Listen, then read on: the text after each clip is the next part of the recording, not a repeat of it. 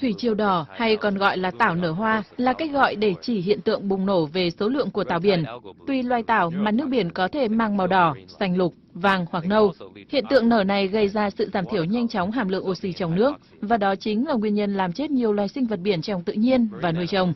Nguyên nhân gây bùng phát sinh khối tảo chủ yếu là do phú dưỡng hóa môi trường, vì yếu tố dinh dưỡng chính của tảo là những chất có nhiều trong nước thải sinh hoạt và công nông nghiệp của con người.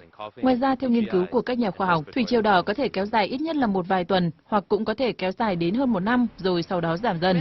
Tuy nhiên, hiện tượng này sau đó có thể xuất hiện trở lại. Trên thế giới, thủy triều đỏ là hiện tượng thường xảy ra hàng năm tại Mỹ, nhất là ở bờ biển Florida. Đợt thủy triều đỏ lớn nhất kéo dài suốt gần một thập kỷ qua tại bang này của Mỹ đang trở thành nỗi ám ảnh của mùa du lịch biển tại đây, khi hiện tượng này kéo theo tình trạng cá chết hàng đàn tại vịnh Mexico, đồng thời gây nguy hiểm nghiêm trọng cho sức khỏe người dân nếu nó theo sóng vào bờ. Các chuyên gia bang Florida cho biết đây là đợt thủy triều đỏ lớn nhất kể từ năm 2006. Đợt thủy triều này dạt vào bờ gây hậu quả nghiêm trọng cho ngành du lịch biển và đánh bắt cá của bang Florida. Đồng thời, các nhà nghiên cứu tại phòng thí nghiệm Marine tại Sarasota, bang Florida cho biết các loại hóa chất không mùi tồn tại trong tảo cũng được xác định sẽ gây ra một số chứng bệnh hô hấp ở người. Năm 2012, bãi biển nổi tiếng thế giới Bondi và nhiều bãi biển khác xung quanh thành phố Sydney, Australia đã phải đóng cửa bởi quá nhiều tảo đỏ tràn vào bờ. Hiện tượng hàng loạt tảo đỏ trôi dạt vào các bãi biển sẽ khiến nước đổi màu và gây mùi tanh khó chịu, gây ảnh hưởng đến môi trường biển và các hoạt động du lịch trên các bãi biển này. Tại Trung Quốc, thủy triều đỏ lần đầu tiên xuất hiện ở tỉnh Guangdong năm 1998. Cho đến nay, trung bình một năm xuất hiện 10 lần. Theo hãng tin AFP, thủy triều đỏ mang độc tố, cản trở hô hấp và làm chết hàng loạt động vật biển như tôm, cá, giò, gây nhiều thiệt hại cho ngành nuôi trồng thủy sản tại tỉnh này. Theo chính quyền địa phương, ô nhiễm nước biển là nguyên nhân chính dẫn đến bùng phát thủy triều đỏ.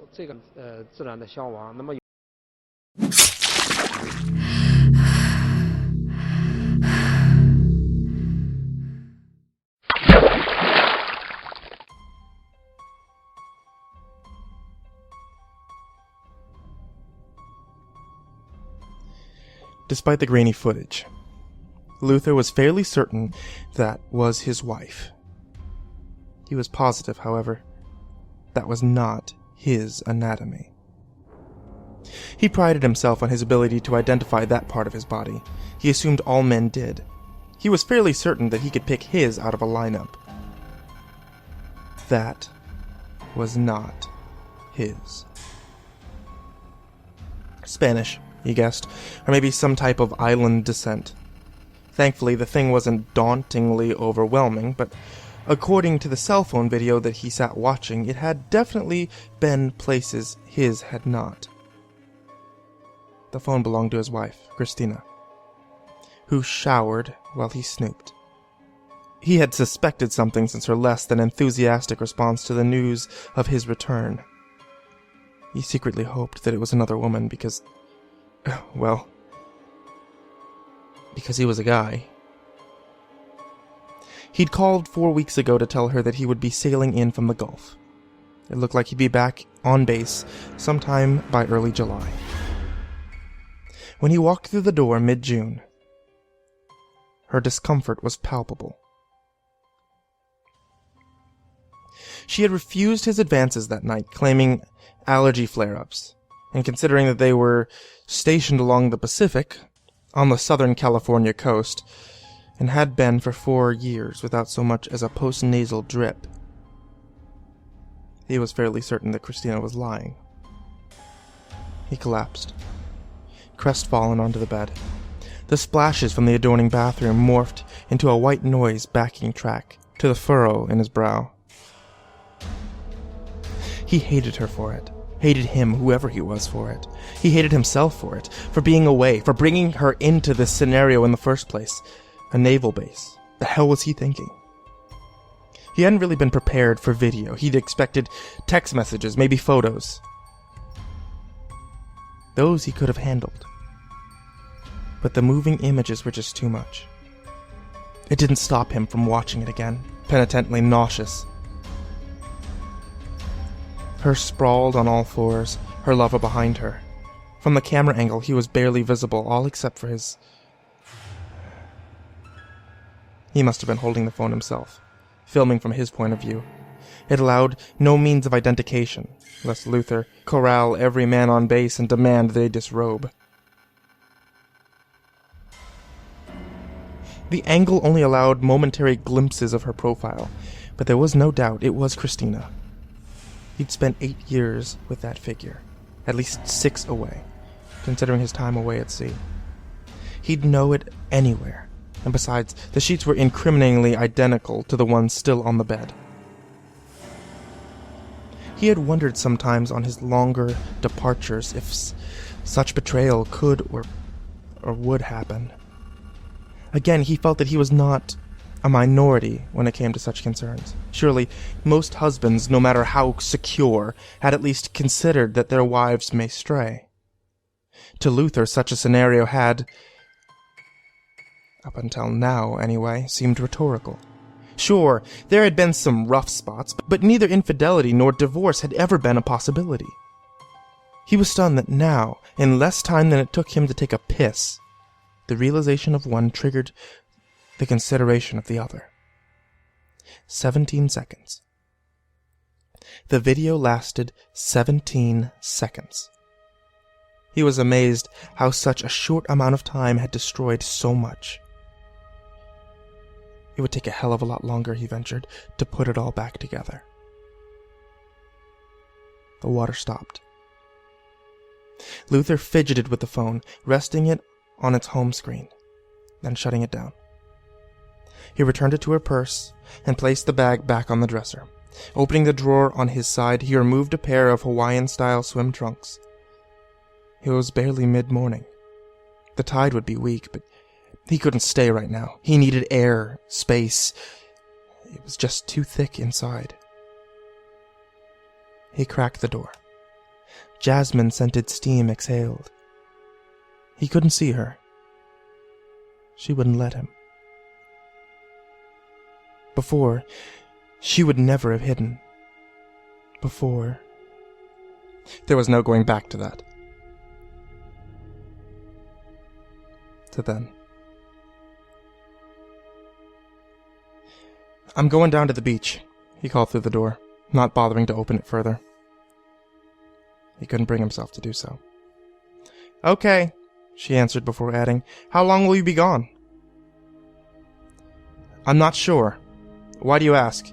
he said, convinced now that ulterior motives shadowed all their conversations. She stepped from the bathroom, tying off the towel that covered her. With another, she dried her auburn hair. He kept his back to her as he pulled on his trunks. "I just thought maybe we could ride into town for lunch," she said, wrapping the towel around her head. "I'll probably just grab something from the boardwalk," he said, walking into the closet without looking at her. "I've got to go into the office for a few hours this afternoon," he told her, stepping out in a surf-worn t-shirt, his work duffel in hand. He picked up his keys from the nightstand. "Well, how about dinner?" she said, walking back to the bathroom. "We'll see," he called over his shoulder, with one foot out the front door. She dropped her head at the sound of the slam.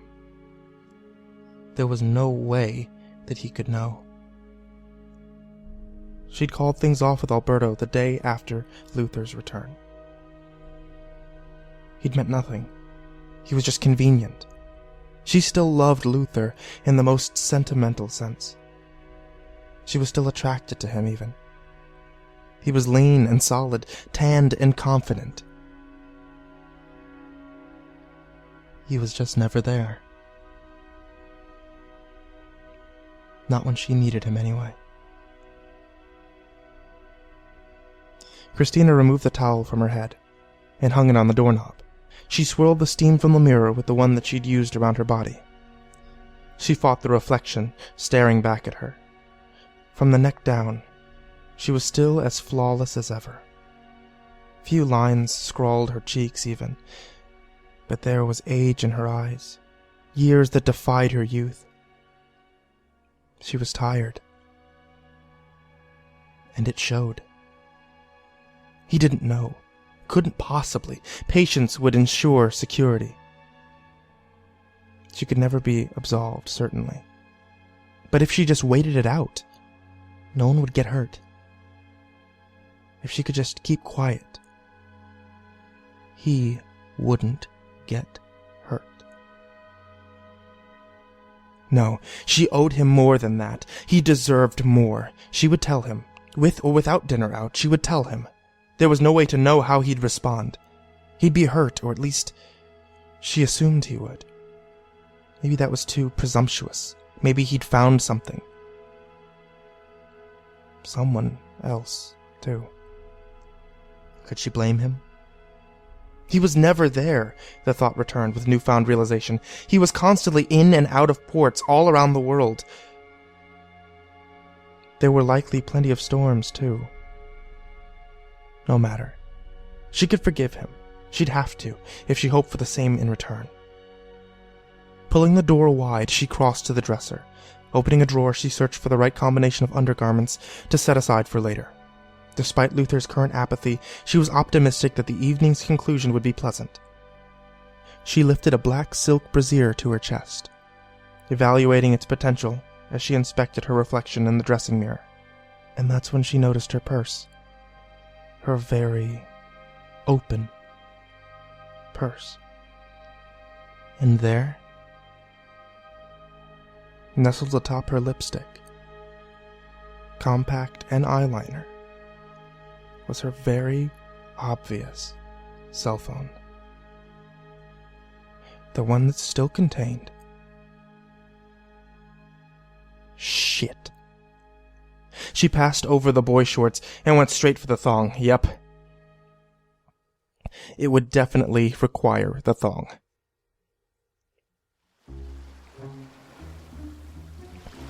He was right. It was too early. White foam tubes rolled 30 yards offshore, but he'd seen bigger surf and hot tubs. Still, he'd at least expect to find some of the diehards out. There were no swimmers and barely even any sunbathers despite the surprisingly fierce morning rays. Cradling his board under his arm, he trudged through the sand towards the lifeguard chair. The teen manning the post was removing the umbrella from the top of the stand. "What's up, Steve? Where's everybody?" Luther asked. "Hey, Luthwaffe," Steve called, as he climbed down from his perch, much earlier than usual. Luther grinned at the nickname. It was by no means endearing, but the sentiment behind it was. He was a local hero to a small handful of these guys, and his sporadic appearances added a mysterious appeal to his reputation. Steve shook the older man's hand with an unmistakable panache, insinuating his inclusion in a secret club of hipness. "Bad news, bro. No surfing or swimming today from 16 to 20, he said, referring to the numbered guard towers along the beach. Luther shifted in surprise. 4 stations worth? For what? "Jellyfish," Steve said. 10 o'clock, check it out, he said, passing his binoculars to Luther. Dropping his board, Luther climbed into Steve's abandoned stand. Peering through the lens, he saw them. There were hundreds of them, about 150 yards offshore, as wide as the eye could see. A rippling carpet of purple blobs, their wormy tentacles trailing behind them, bobbed with the gentle tide. "Holy crap, they're everywhere," Luther said. "When did they show up?" "Last night, apparently," Steve answered. "Trawler spotted them a little before midnight. Word got out pretty quickly. Channel 7 News was here early this morning. I got to talk to some of their crew. They were saying they're the kind that glow," Steve explained. "Oh yeah? That's pretty cool," Luther said. "Did they say where they came from?" "Not sure. They didn't really seem to know, but red tide rolled in a couple of days ago. Maybe they followed it to feed. The news crew's coming back tonight to get footage for the late night broadcast. Maybe you can catch up with them and get some more info." Luther looked down the beach. He could practically see the tumbleweeds. "Well, look, man, I got the rest of the day off now because of it," Steve said. "Want to head down to 12 and see if there's any surf down there?" Luther climbed down the chair, handed over the guard's binoculars. "Nah, I probably should get over to base. I got a stack of paperwork waiting for me," Luther said, taking a parting look out towards the floating bloom. "Did the TV guys say that they were dangerous?" "Apparently they won't kill you," Steve responded. "But with that many, if they got a hold of you, You'd probably wish you were dead. Christina had decided on the green dress. She'd found it on sale months ago while Luther was at sea and couldn't resist. It was cut low in the front and high along the hips. She'd bought it for Alberto. He had been most appreciative. She hoped Luther would have the same reaction. If Luther had actually watched the cell phone video, which she erased soon after remembering its existence, the dress would likely prove useless, but it was still the strongest weapon that she had in her arsenal. Luther may not have been as passionate as Alberto, but he was still a man. She would play to her strengths. Alberto was impulsive. Alberto was impulsively wild. Luther was more reserved, but meticulously precise, aptly suited for his supply officer duties. Their respective attributes proved dichotomously fulfilling, both in and out of the bedroom. Alberto made for a fun indulgence, but little else. His Latin blood fueled a fiery temper and a recklessness that would never ensure serious intimacy. Luther treasured her, but often let his chivalrous selflessness eclipse the firmer hand that she enjoyed intermittently. But he was stable and sure and reliable and just so sweet. She cursed her foolishness and hoped that her mistake wouldn't cost her more than she could afford to lose. "My goodness," Luther said from the doorway of the bedroom. She hadn't even heard him come in. "We may have to skip dinner and go straight to dessert," he said, smiling. Relief. Instant cleansing relief flooded over her. Her skin tingled with weightlessness. He hadn't seen the video. Discretion trumped valor. She decided then and there to keep quiet. Perhaps she owed Luther happiness more than truth. "No, Mr. Hendricks," she said, a deliberate sway in her hips as she sidled towards him.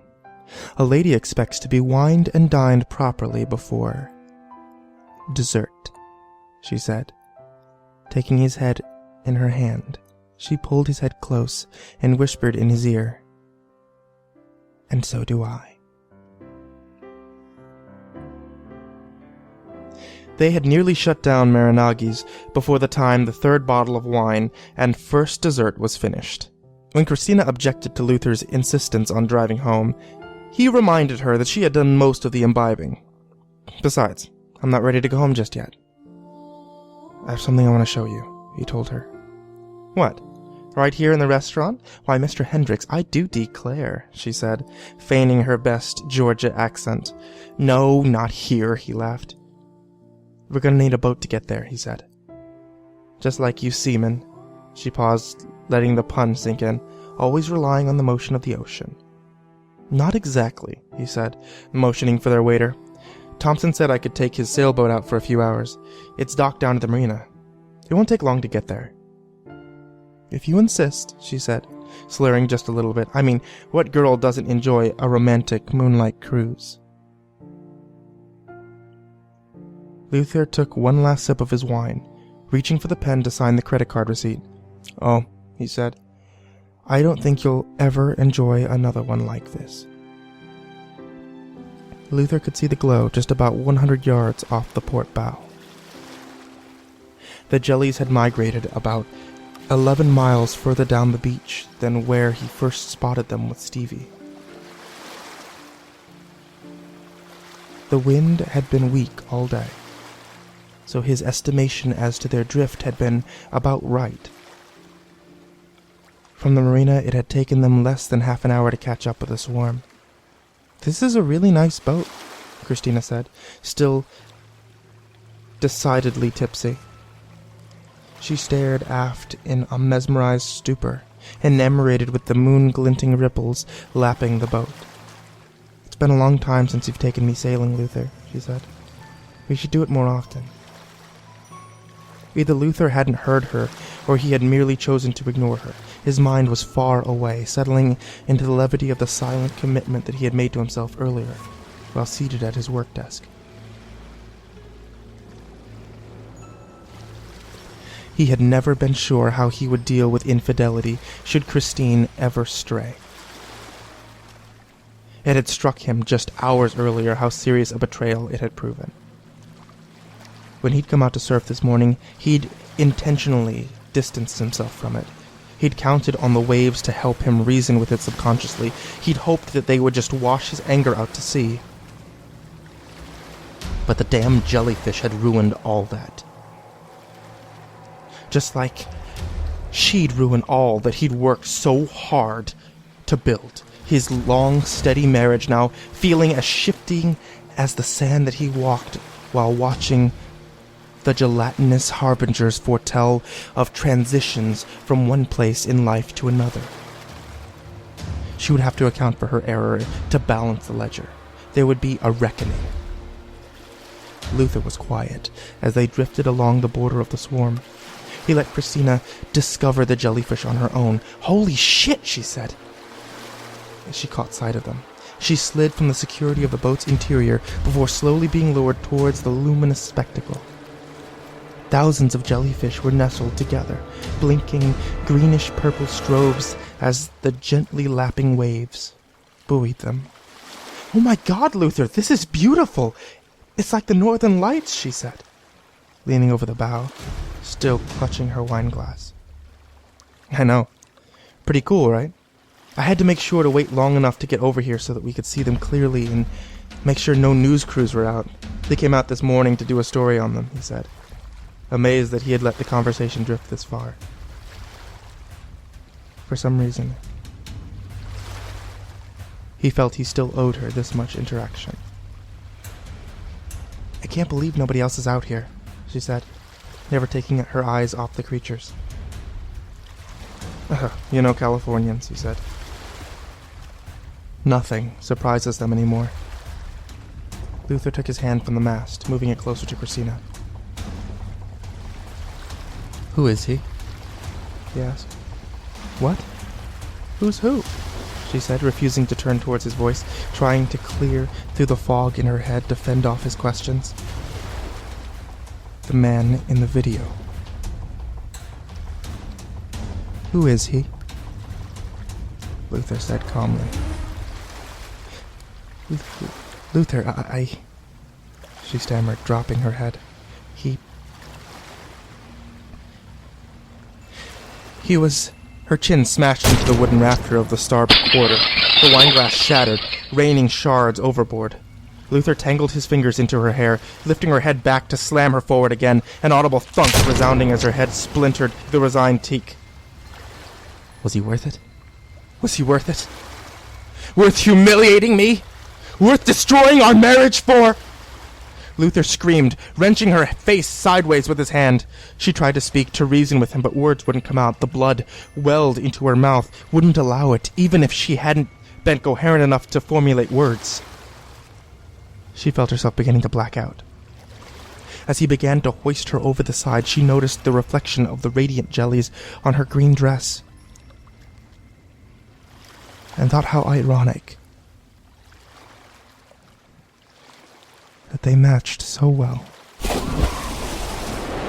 The chill of the Pacific startled her back to lucidity, and before the sound of her splash had subsided, they were upon her. Tendrils, hundreds of them, snared her, stinging with needle-like heat that burned from head to toe. She struggled, but only briefly before her body simply shut down from the pain. Within seconds, salty liquid replaced the blood in her mouth, flooding her lungs beyond capacity. Luther leaned over the edge, watching the entire spectacle, guilt-ridden vengeance and queasiness disorienting his face. He wept as he watched her sink beneath the dying glow of the jellyfish, but more from anger than sadness. He'd concocted an alibi this afternoon. She had simply fallen off when a strong wave nearly capsized them. Her drunkenness had complicated her rescue. Any of the waiters in the restaurant could testify to her condition when they'd left. He was irresponsible, he'd admit, but he was no murderer. It had all been an accident, a horrible, unfortunate accident. Of course, he hadn't accounted for the chipping railing. He'd have to come up with some kind of story to bluff Thompson. Beneath him, the boat pitched. He tumbled backward, smacked his head on the wheel. A guttural sound that he couldn't identify rippled through the water. It was what he'd always imagined lions would sound like if they fought based upon the squealing whine of neighborhood catfights that he'd heard as a kid. He rubbed the back of his hand against his head, feeling a warm trickle over his right temple. Crawling slowly, he headed for the rear of the boat to look over the side. The remorseful, superstitious side of him expected Christina to somehow be there, risen from a watery grave to exact revenge. But there was nothing. Not even the jellies were there. Maybe it had just been some big fish or a manta. The webbed hands thrust up to the surface of the water, grabbing Luther's head. Ancient claws, as long as meat hooks, pierced his face, tearing into the sinew and bone. He was barely glimpsing the thing before he lost vision. It was like a man, but more like a fish, the predatory kind, all teeth and muscle. Black eyes, like long since evolved into the darkness of the seafloor, glowed within the luminescent reflection of the jellyfish. The jellyfish, he thought. They weren't chasing food.